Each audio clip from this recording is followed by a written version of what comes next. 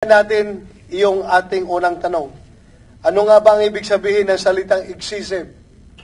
Paano ba natin masasabi na sumubra ang PNP sa ginamit nilang puwersa?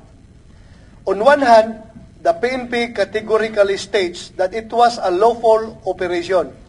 According to them, it was done in proper coordination with local officials na sinunod lamang nila ang kanilang operational procedures manual. At wala silang ginawang hindi naaayon at ipinahihintulot ng batas. Ang tanging intensyon nila ay ang maisilbi ang warrant of arrest. Bilang isang dating pulis, gusto kong sabihin ko sa PNP, naiintindihan ko kayo. However, there are complaints from the members of the Kingdom of Jesus Christ that the PNP's use of force was allegedly excessive. Ang nasabing operasyon umano ay overkill.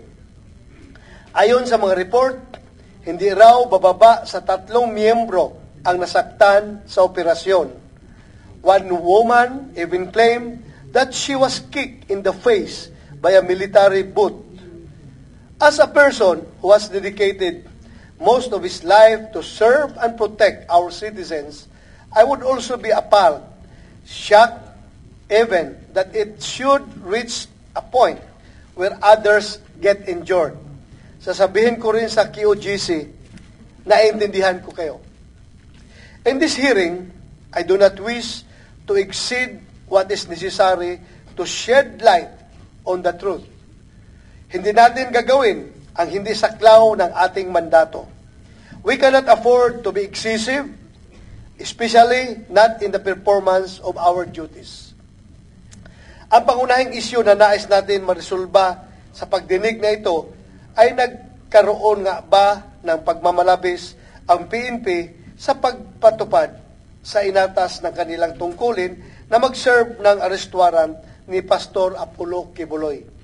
Before we begin our discussion, I would like to yield the floor to Senator Robin Hood Padilla for his opening statement.